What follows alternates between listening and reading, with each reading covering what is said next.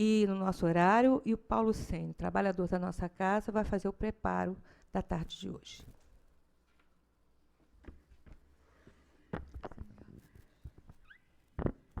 Boa tarde a todos.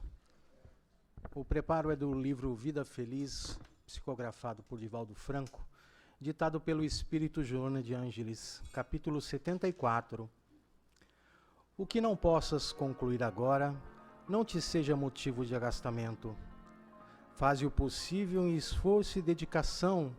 No entanto, evita o aborrecimento que o aparente fracasso produz. Quando alguma ação ultrapassa a tua capacidade de executá-la, ou a circunstância não te permita fazê-la, cabe-te o dever da serenidade. Quem faz o que lhe está ao alcance, realiza o máximo. E o que não possas concluir agora, terminarás amanhã, se porfiares, fiel ao compromisso. Joana de Ângeles, neste livro, nos traz mensagens alertas. O que nós estamos fazendo no nosso caminho, na nossa mudança, na nossa transformação? A Séries, agora há pouco, falou sobre os cursos. Então a gente vem à palestra, a gente está na Casa Espírita num sábado de carnaval. O que a gente está buscando? Qual é o esforço que nós estamos fazendo para a nossa mudança? Nós falamos em estudar a doutrina espírita para que a gente consiga ampliar a nossa capacidade de compreensão, para que a gente possa, com a ajuda dos espíritos amigos que nos rodeiam, amolecer um pouco o nosso coração, que ainda é tão duro, porque se não fosse, não estaríamos neste planeta ainda. Então, Joana de Ângeles nos fala do otimismo necessário para os dias de hoje. A gente vê que a situação está difícil, muitos desafios se encontram à nossa frente, e nós precisamos mudar o nosso padrão de pensamento, as nossas atitudes, para que a gente realmente possa ser trabalhadores de Jesus, que a gente possa ajudar na mudança do planeta, na mudança do nosso país, que foi dado pelo Mestre como coração do mundo, pátria do Evangelho. Então nós temos uma obrigação muito grande com a nossa encarnação, nosso compromisso maior, a nossa transformação moral, que a gente realmente possa fazer esse esforço a cada instante, sendo mais compreensivo, sendo mais tolerante, sendo mais otimista. Muita paz.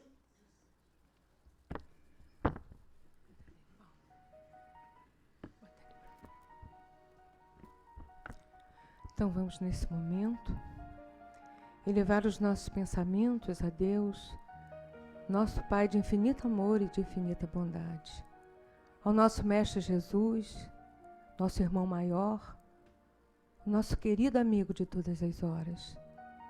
E vamos agradecer pela oportunidade de estarmos aqui reunidos em família para mais uma tarde de esclarecimentos, de estudos e de confraternização.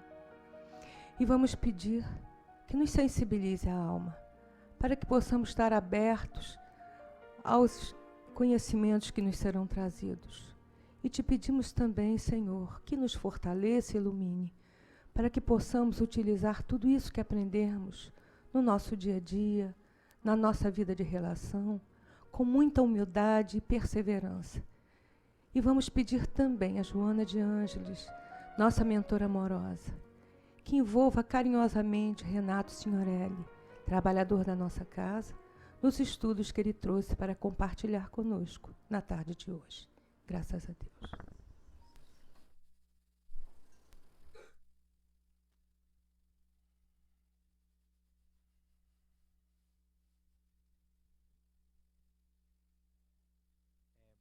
Boa tarde, pessoal. Foi? Eu queria agradecer a presença dos que abriram mão de blocos, festanças de carnaval, a semifinal do Campeonato Carioca, do Flamengo e do Vasco, para poder estar aqui. E eu também não conseguiria me imaginar num lugar tão diferente quanto esse, estando aqui na oportunidade de estar aqui como estou aqui todos os sábados. E para compartilhar e para auxiliar e agradecer a presença de todos, eu quero começar com uma frase um pouco mais impactante. Nós vamos morrer. A gente pode falar desencarnar, a gente pode falar qualquer palavra bonitinha que vocês queiram, mas fato é que nós vamos morrer. Nós podemos comer linhaça, fazer crossfit, correr na praia, ser o mais saudável possível, mas independente do que acontecer, nosso corpo físico ele vai organicamente, naturalmente, se desfazendo até chegar ao momento da nossa morte. Nós nascemos e morremos várias e várias vezes.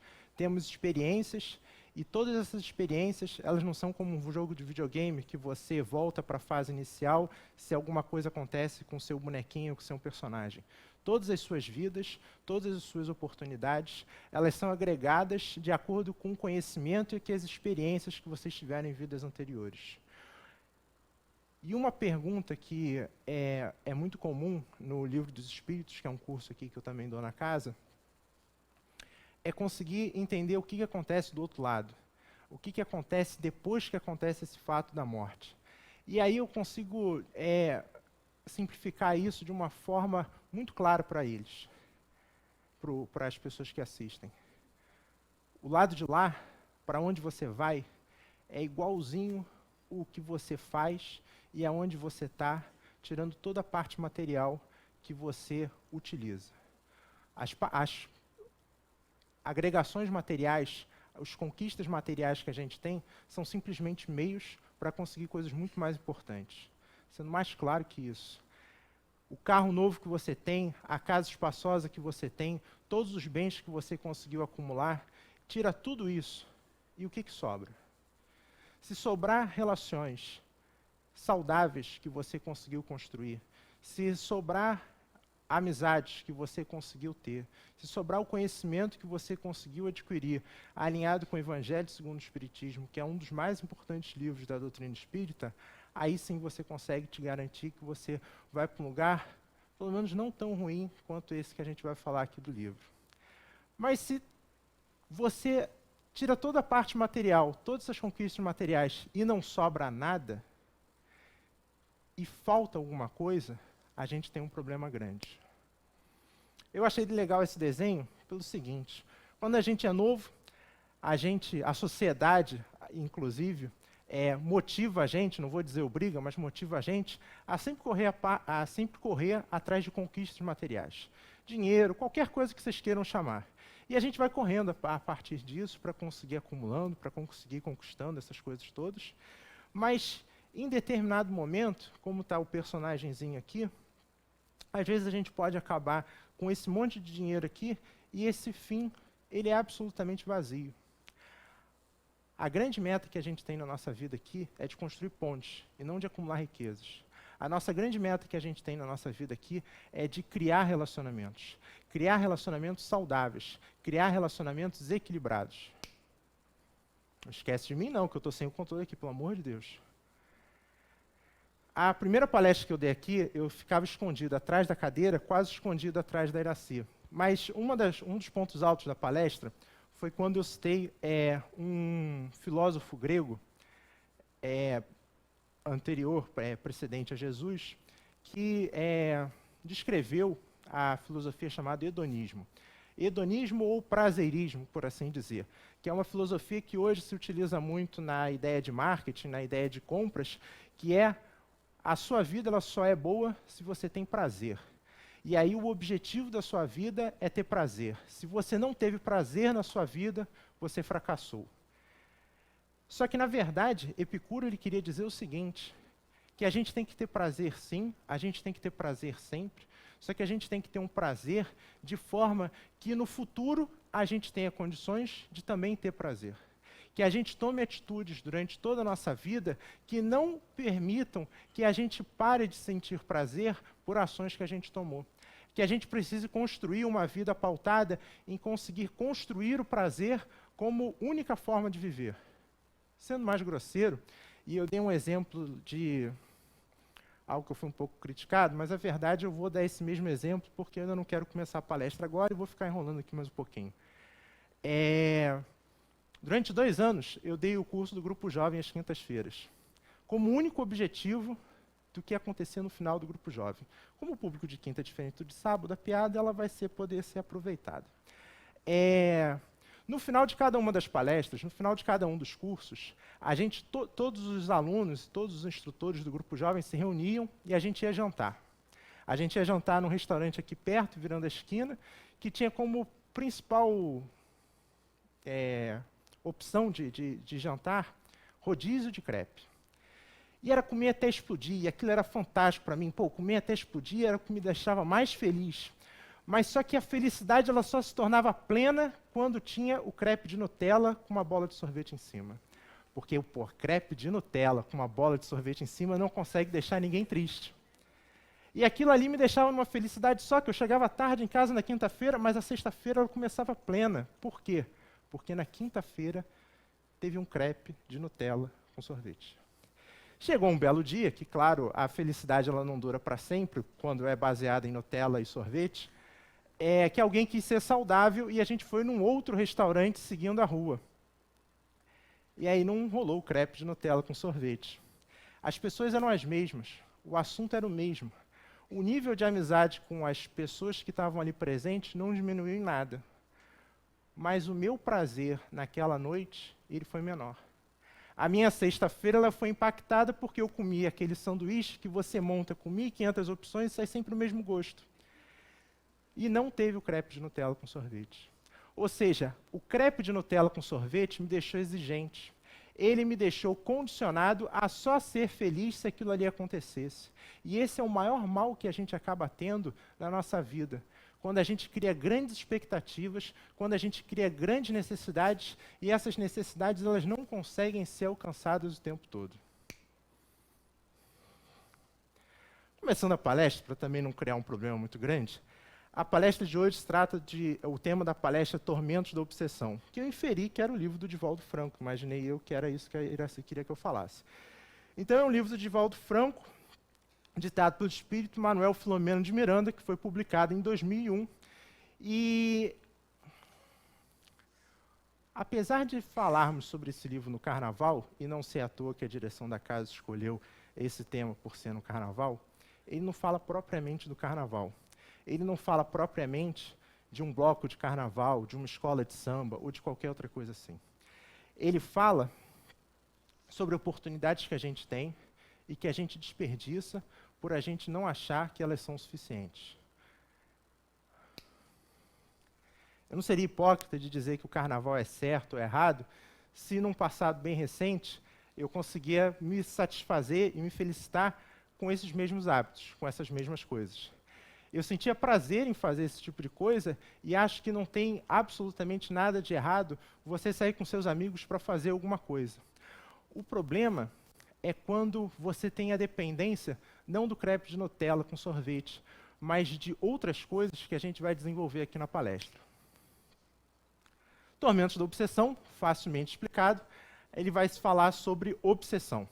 E aí eu preferi contextualizar um pouquinho a obsessão, por a gente estar aqui numa palestra pública, para conseguir abaular determinadas arestas e não criar um problema até o final da palestra. Bem, para não ter erro, fui fazer uma citação do Livro dos Médiuns, falando sobre obsessão.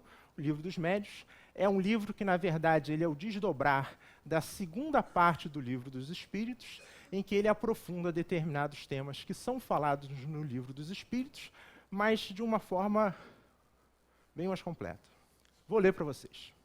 Trata-se de domínio que alguns espíritos podem adquirir sobre certas pessoas. São sempre os espíritos inferiores que procuram dominar, pois os bons não exercem nenhum constrangimento. Os bons aconselham, combatem a influência dos maus, e se não os escutam, preferem retirar-se. Os maus, pelo contrário, agarram-se aos que conseguem prender. Se chegarem a dominar alguém, identifica-se com o espírito da vítima e a conduzem como se faz como uma criança. A doutrina espírita é uma doutrina puramente reencarnacionista. Ela acredita que nós nascemos e morremos várias e várias vezes. E durante o momento da erraticidade, nós continuamos muito semelhantes a quando estamos aqui, a influenciar as pessoas que estão encarnadas. Se hoje nós conseguimos influenciar pessoas que convivem com a gente, no momento do nosso desencarne, é muito possível que grande parte de nós também continuemos a influenciar essas pessoas. Ele classifica aqui espíritos bons e ruins, espíritos mais ou menos evoluídos, para assim consertar um pouco, como espíritos que o grau de evolução ele aumenta de acordo com a liberdade e com o livre-arbítrio que ele permite que a outra pessoa tem. Vou avançar mais um pouquinho. Obrigado. Entrando no livro, efetivamente, Tormentos da Obsessão, ainda na introdução, ele classifica obsessão como um outro trecho. Podemos dizer, portanto, que a obsessão pode ser considerada como um choque de retorno da ação infeliz perpetrada contra alguém que enlouqueceu de dor e de revolta, necessitando de tratamento adequado e urgente. Na verdade, a obsessão, palavras minhas e não de outra referência, nada mais é do que o laço entre dois doentes, entre duas pessoas doentes, entre duas pessoas que estão em desarmonia. E quando esse laço é feito entre duas pessoas que estão em desarmonia, e uma se revolta contra a outra, e uma se rebela contra esse laço, acontece o que a gente chama de obsessão. Vou ser ainda mais claro. Eu peguei um desenhozinho de uma apresentação, de um PowerPoint, quando eu joguei no Prezi, não ficou... ficou até bom, eu estava achando que ia ficar pior, porque eles iam desaparecendo aqui. A ideia aqui é o seguinte, os azuizinhos são desencarnados, e os mais escurinhos, os laranjas, eles são os encarnados. O que a gente está querendo mostrar aqui, o que eu quero mostrar, é que a obsessão ela acontece muito mais do que quando a gente entende de um espírito desencarnado para um espírito encarnado. A obsessão ela acontece entre espíritos que tiveram uma relação, qualquer ela que seja. Ou seja, nesse caso 1 aqui, entre um desencarnado e um encarnado, como aqui eu citei, mas também pode acontecer, como no caso 2, entre um encarnado e um desencarnado, e eu posso dar um exemplo muito bom, não dando exemplos pessoais, mas dando exemplos genéricos, de uma pessoa que teve uma relação durante muitos e muitos e muitos e muitos anos com um cônjuge, com quem quer que seja. E aí esse cônjuge ele desencarna. E aí você sente raiva, você sente ódio, você sente qualquer sentimento negativo por aquela pessoa.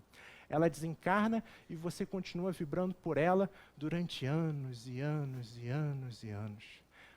Muitas vezes você não quer o mal dela propriamente dito, mas só o ato de você pensar, de você vibrar, você segura aquela pessoa dentro dos seus próprios pensamentos e você acaba criando esse laço que a gente chama aqui de obsessão. Essa obsessão ela também pode acontecer de forma mútua entre encarnado, desencarnado, desencarnado e encarnado, mas os mais interessantes são esses dois da ponta aqui, que são os 6, que é tanto uma auto-obsessão entre desencarnados como auto-obsessão entre encarnados. Eu disse que a ligação, a relação entre dois doentes, entre duas pessoas que precisam de equilíbrio, podem gerar uma obsessão. E nada mais claro do que a gente consegue imaginar do que a relação que a gente tem com a gente mesmo, do que a relação que a gente tem com os nossos próprios sentimentos, com as nossas próprias atitudes. Nós somos capazes de criar pensamentos, e se esses pensamentos eles se transformam, eles são doentes, eles são desequilibrados, nós acabamos prejudicando a nossa própria encarnação. Objetivos de um obsessor. Um obsessor, ele como, por vias de regra, ele tem como principal objetivo fazer justiça como ele acha do que é justo. Se divertir com o que ele acha que lhe é lícito. Pensar com o que ele acha que ele é livre para fazer. Ou seja, um obsessor, pegando aqui o exemplo do Homer Simpson, que tem um anjinho e o diabinho ali, que é uma grande simplificação ali da realidade, ele nada mais é do que um espírito que está bem próximo da gente e que ele fica pensando de uma forma negativa para a gente o tempo todo. Só que essa relação ela só acontece quando a gente se alinha no mesmo pensamento, na mesma vibração desse espírito e começa a pensar e refletir da mesma forma que ele está fazendo. A ligação ela não pode ser feita de uma forma só, de uma ponta só. Ela precisa de 2 casos, de 2 doentes pensando juntos, para que aquilo ali possa ocorrer. Do mesmo jeito que para você conseguir se ligar com seus mentores, com espíritos um pouco superiores, moralmente falando, você também precisa estar num estado de equilíbrio tal que permita que essa ligação aconteça. A gente passa durante todo o tempo rodeado por espíritos, quer a gente queira, quer não. Independente da religião que a gente tem, independente dos atos que a gente comete, independente das atitudes que a gente faz. Quais são os tipos de espíritos que a gente vai se ligar, que a gente vai se aproximar verdadeiramente, só depende dos atos e dos pensamentos que a gente faz. Não, perdão, volta. Obrigado. Criando laços. A ligação entre esses espíritos, ela é fundamentalmente fluídica. São laços de energia que aquele espírito precisa de um encarnado, ora encarnado, para conseguir se aproveitar de determinados desejos que ele tem. Como eu disse, eu não tenho intenção nenhuma aqui em dizer que se o carnaval é certo, se o carnaval é errado, se determinada festa é certa, se determinada festa é errada. Mas o que eu quero dizer é o seguinte: nós somos capazes de mudar o fluido que a gente consegue exalar, o tipo de pensamento que a gente consegue exalar, por todas as atitudes e pensamentos que a gente tem. Em todos os ambientes que a gente está, a gente acaba variando pela dificuldade que a gente tem de equilíbrio de forma muito fácil. Então, se a gente segue por um determinado caminho, toma determinadas atitudes, o nosso fluido muda de tal forma que pode se tornar interessante para determinados espíritos. Sendo ainda mais grosseiro e mais claro, se espíritos se comprazem com a ideia do álcool, com a ideia do cigarro, com a ideia de drogas, com a ideia de qualquer coisa alucinógena, por ter a necessidade de fugir um pouco da realidade que ele tem, ora na erraticidade, ele precisa de pessoas para conseguir gerar esse fluido para ele. E ele se aproxima de pessoas que são mais fáceis de conseguir se aproximar desse tipo de questão, desse tipo de gerador de fluido, e aí essa ligação acontece. Muitas vezes a gente não consegue explicar, mas muitas vezes a gente acaba pensando que determinadas atitudes que a gente toma não são nossas. E isso é verdade. Atitudes boas ou ruins muitas vezes não são nossas e nós as tomamos porque nós nos ligamos com determinados espíritos que estão sempre ao nosso lado. Das coisas fantásticas que vocês já fizeram na vida de vocês, eu garanto para vocês, porque também acontece comigo, muitas dessas coisas não dependeram única e exclusivamente da gente, de cada um de vocês. Muitas delas aconteceram porque nós estávamos num estado tal de equilíbrio que nós conseguimos receber uma indicação, que nós conseguimos receber um recado, que nós conseguimos receber um amparo de um espírito que tinha o objetivo de ajudar e conseguiu ajudar a gente. A gente nunca está desamparado por espíritos bons, mas a aproximação desses espíritos e a gente conseguir receber esse tipo de mensagem depende, sim, única e exclusivamente da gente.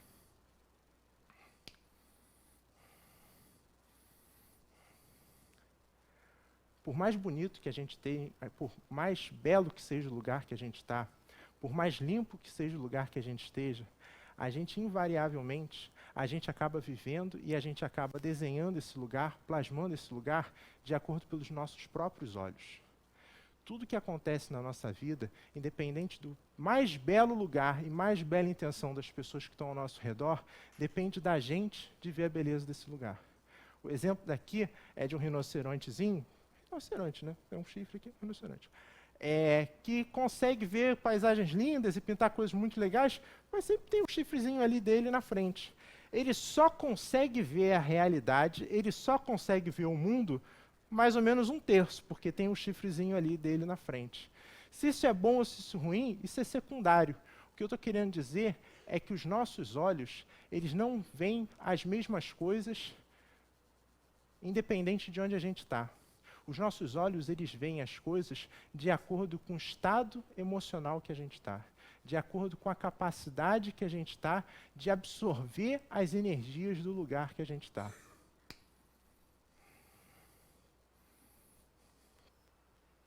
Bem, Se eu tenho mais 15 minutos, é bom eu entrar no livro, né? O livro ele fala sobre o Sanatório Esperança. Sanatório, às vezes, pode não ser uma palavra muito agradável para os dias de hoje, né? Por remontar estabelecimentos antigos não muito limpos, e enfim, né?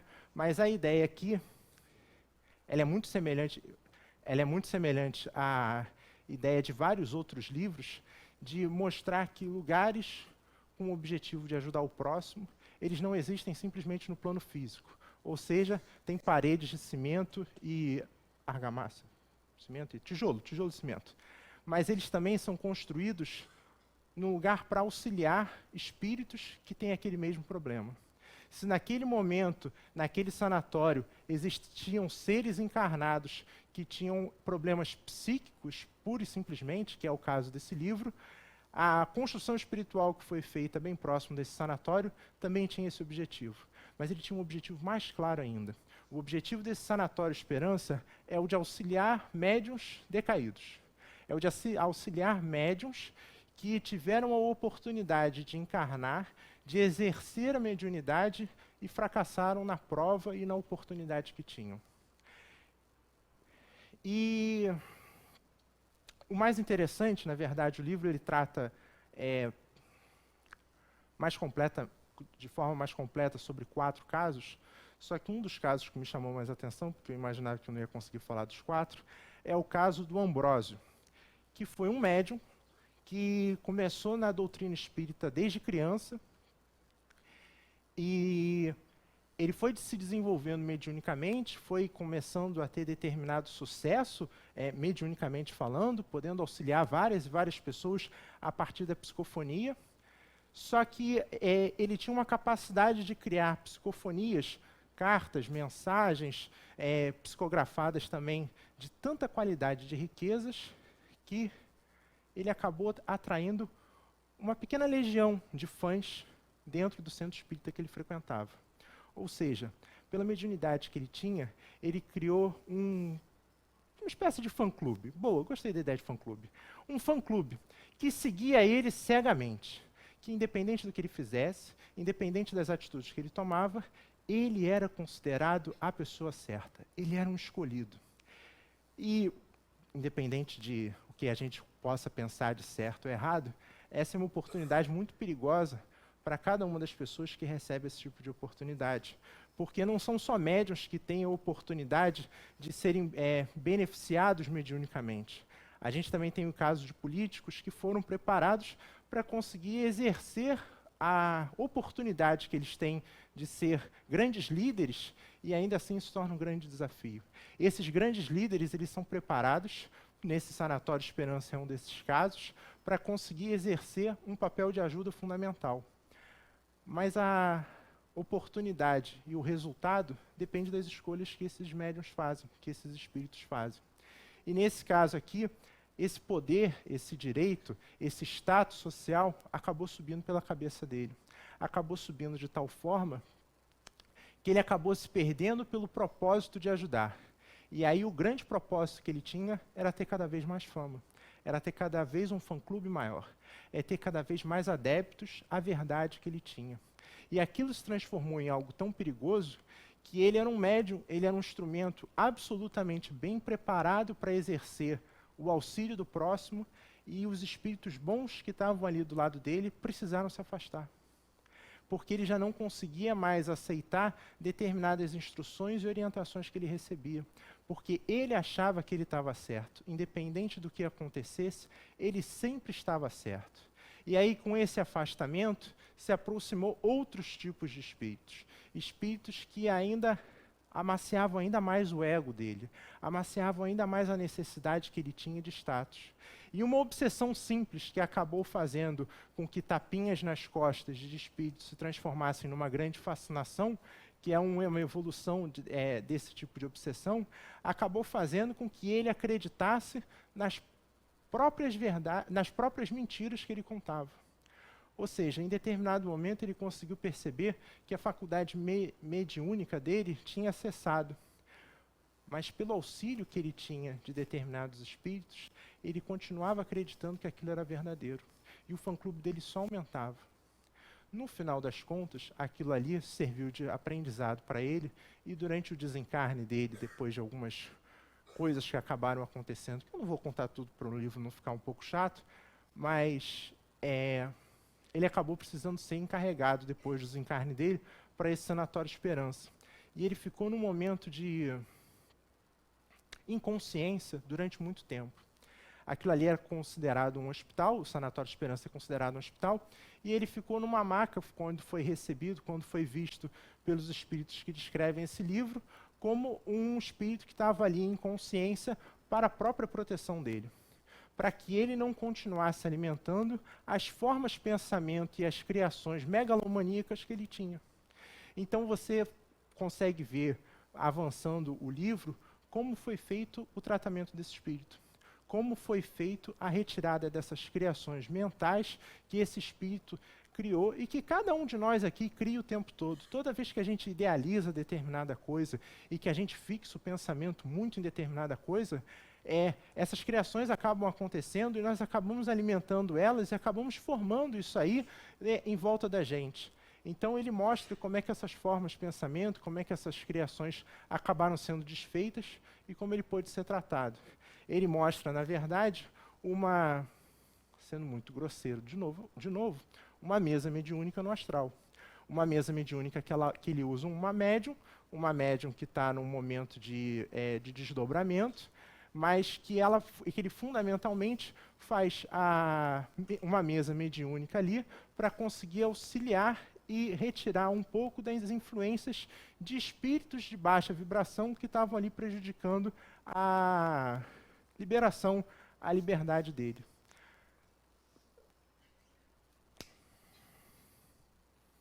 Esse caso aqui é o caso que ele foi pego pelo orgulho. N outros casos de dentro do livro são porque médiuns fracassaram por causa do álcool, foram porque médiuns fracassaram por causa de sexo, por causa de relações extraconjugais, uma confusão só que o pessoal acabou cometendo. Todos esses fracassos, eles não acontecem só com médiuns, como cada um de nós aqui pode já acreditar. Todos esses fracassos podem acontecer na vida de cada um de nós. A Iraci pode ter pensado nesse tema, pode ter pensado nessa ideia para falar hoje, não para pensar que a gente não pode se divertir no carnaval, ou que a gente não pode pular o carnaval, mas que as escolhas que a gente faz na nossa vida, os pensamentos que a gente faz na nossa vida, em momento nenhum durante a nossa encarnação, eles não têm consequências. Tudo que a gente faz e tudo que a gente pensa o tempo todo, sempre tem uma consequência para a gente, seja ela boa ou seja ela não tão boa assim. Outro objetivo desse sanatório não é só tratar os doentes, mas sim preparar psiquiatras e psicólogos que vão reencarnar aqui na Terra e precisam de um determinado conhecimento para conseguir serem um pouco mais úteis e eficazes durante a encarnação deles. E aí eu quis pegar esse trecho aqui para conseguir explicar mais ou menos isso. Esse é um trecho aqui de um espírito chamado Dr. Orlando, que fez uma palestra para as pessoas que estavam ali. Convenço-me cada vez mais que, ao lado de todos os tratamentos especializados para a cura da depressão, assim como de outros distúrbios de comportamento, o trabalho desempenha um papel terapêutico fundamental. Os mesmos acreditamos no que diz respeito à psicodança. Enquanto a mente do enfermo se encontra direcionada para um objetivo saudável, desvincula-se da ideia depressiva, irá regularizando a distonia e provocando uma positiva reação cerebral, face à imposição do pensamento bem direcionado que agirá neurônios, favorecendo-lhes as sinapses, ritmo equilibrado. O trabalho é recurso muito valioso para fazer o tempo passar, informa a tradição terrestre, mas, sobretudo, para que possa, de maneira saudável e dignificadora, acentuando-nos. Eu cortei e aí ficou um pouco sem sentido, mas a ideia é essa. O que ele está querendo dizer aqui é o seguinte: ações que a gente toma, mesmo encarnados, no nosso corpo físico, eles interferem diretamente no nosso perispírito, no nosso corpo espiritual. ações edificantes, ações equilibradas que a gente toma, que a gente escolhe, atividades que a gente faz durante a nossa vida, elas auxiliam sim e muito a nossa mente. Vou dar um exemplo de um caso que eu achei um pouco diferente e que mostrou o quanto que eu ainda não sei de muita coisa. Todo o início de trabalho aqui da casa, a Iraci junta todos os médios, todos os trabalhadores do Domingo do Seara, e isso aconteceu no ano passado, não foi nem nesse ano. E faz uma palestra, faz uma explicação breve antes do trabalho acontecer, da importância que as pessoas têm de manter o compromisso, de manter a disciplina, de seguir determinadas regras da casa, que dado que você é um voluntário, você não está aqui pela simples boa vontade de ajudar, que você também precisa seguir as orientações que um grupo de trabalho precisa seguir. E no trabalho que eu auxilio a perturbar, que é o de cesta básica, depois foi feita uma reunião para conseguir conversar um pouco sobre aquilo ali, e um dos trabalhadores falou o seguinte: a minha vida mudou completamente depois que eu vim aqui para o SEJA. Eu não fiz nenhum trabalho mediúnico até hoje, mas a mudança que eu consegui ter na minha vida, depois de eu conseguir estar aqui e ter uma regularidade, e ter uma necessidade de todo domingo estar aqui, e estar aqui bem, conseguiu mudar a minha vida. Eu vim para cá num estado de profunda depressão. E vim para cá com o único objetivo de achar algum sentido na minha vida, porque eu não encontrava mais. E quando eu vim para cá e consegui entender que eu tinha um objetivo, que eu tinha uma ocupação, que eu tinha uma utilidade, a minha vida mudou. E aí eu achava aqueles papos que o pessoal tinha absolutamente necessário, porque tinham 100 e tantas cestas para montar naquela semana, mas aquilo ali me tocou de tal forma que falou o seguinte: determinados trabalhos impactam a gente de determinada forma que muitas vezes a gente não consegue nem compreender. Muitas vezes nós mudamos a forma como a gente pensa, nós mudamos a forma como nós agimos com as outras pessoas pela simples ocupação material que a gente tem. E é exatamente isso que ele diz aqui. Ele diz que não precisa simplesmente tratar a parte psíquica dos espíritos, ou que precisa tratar a parte psíquica dos enfermos que estão ali ora encarnados. Também é fundamental você dar um propósito, você dar uma ocupação para aqueles espíritos, para aqueles pacientes, possam mudar a forma que eles têm de vibrar, mudar a forma que eles têm de pensar. Restando 10 minutos, eu queria falar sobre outro livro que eu também acho excelente sobre esse tema, que é um livro chamado Libertação, da coleção E a Vida Continua, do Chico Xavier, com André Luiz. E nesse livro eu não quero me envolver muito na história, eu só quero falar sobre uma coisa muito específica. E aí eu só botei o nome ali dos personagens para eu não me perder na história, porque senão vira uma novela mexicana. O grande objetivo do livro não é resgatar Margarida, mas é auxiliar a Margarida, que é um personagem que está ora encarnado, sofrendo a obsessão de um espírito chamado Gregório. E Gregório não é simplesmente um obsessor. Gregório é um chefe de um grupo que tinha como objetivo absorver as energias, os fluidos vitais de pessoas ora encarnadas, de espíritos ora encarnados. E o livro todo ele se baseia na forma como o André Luiz, o Eloy e o Gúbio, por isso que eu precisei dos personagens ali, senão eu ia ficar bravo de voltar. O André Luiz, o Eloy e o Gúbio conhecem a cidade espiritual que o Gregório está. Entendem a complexidade que existe nas regiões que a gente chama de hora de umbral. E o que mais me chamou a atenção, na verdade, é que o Gregório ele consegue amealhar vários e vários espíritos. Vários espíritos que geram fluido vital, que geram fluido por estarem recentemente desencarnados, e eles ficam aprisionados num castelo, numa grande região, onde o Gregório é o chefe. Só que aquela região ela não tem grades, são prisioneiros sem grades. São prisioneiros sem uma limitação física ali. Até porque são espíritos e, espírito com uma grade material não ia ter muita utilidade. Eles são presos por um negócio muito mais eficiente do que aquilo ali. Que é a culpa. O Gregório, na verdade, ele se comporta como um grande juiz dentro dessa cidade espiritual.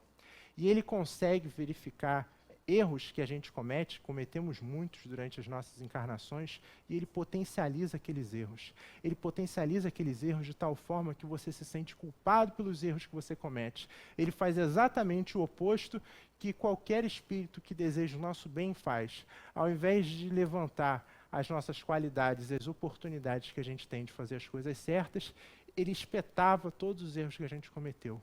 E ele criava ali um ambiente magnético tão grande naqueles espíritos de culpa, de arrependimento, de sofrimento, que aqueles espíritos acabavam ficando presos naquele lugar, sempre gerando ali novas energias.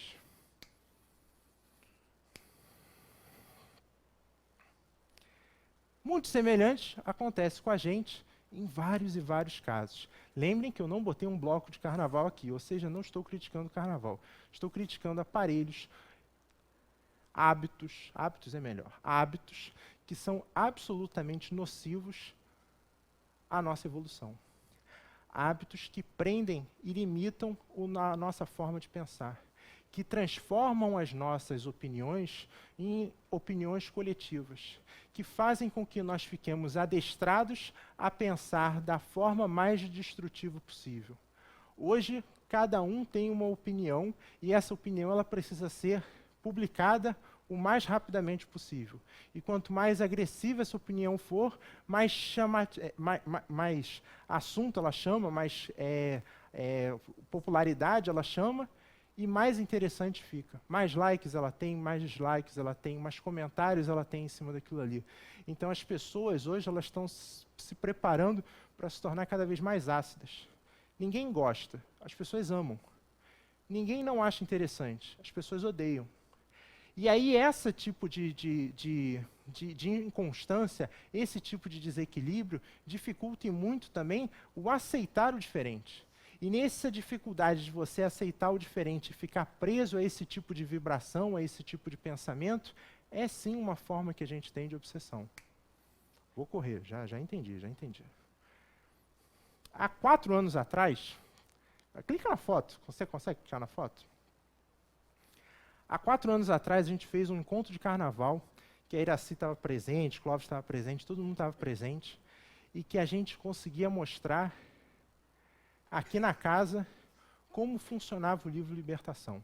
Foi uma das experiências mais ricas que eu tive aqui na casa, porque, na verdade, cada ambiente era um tipo de vício, cada ambiente era um tipo de sofrimento, e os discursos que tinham ali se transformavam em algo tão vivo que mexiam com as pessoas que assistiam.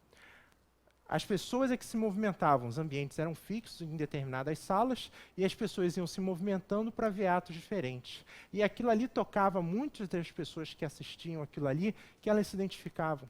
Existia uma sala sobre os sexólatras, existia uma sala sobre os materialistas, existia uma sala sobre vários vícios que acumulam várias pessoas, que impedem que elas consigam evoluir e que elas consigam ver muito mais do que aquele chifre do rinoceronte que eu mostrei aqui.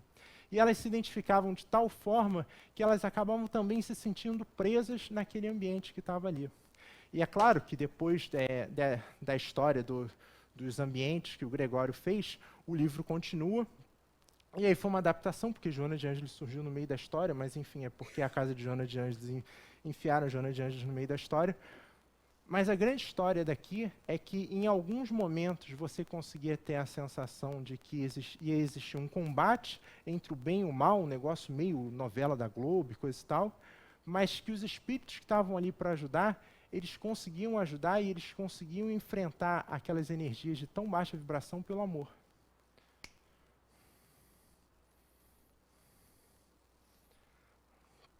A história é simples, e a mensagem é mais simples ainda.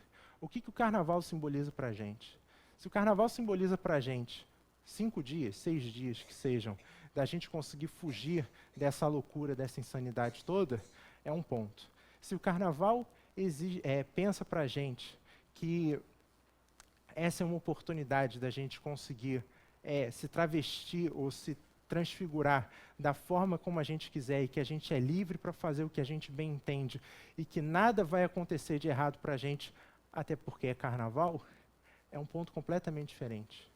A gente se torna responsável por todos os atos que a gente acomete, independente de ser carnaval ou não. Não, volta. Eu errei. Eu vou ler aqui, perdão. A grande verdade arrematou com um sorriso, isso na conclusão já do livro, que somos aquilo que cultivamos mentalmente, abrindo espaços a sintonias correspondentes. Não foi por outra razão que o mestre Galileu nos advertiu, a cada um conforme suas obras, que são decorrências naturais dos seus pensamentos. Não importa se a gente está na Sapucaí, se a gente está vendo pela televisão, ou se a gente simplesmente está lá muriando porque a gente não conseguiu ir para lá. Os nossos pensamentos e as nossas atitudes definem o que a gente vai fazer e como a gente vai passar a nossa erraticidade. Obrigado, pessoal.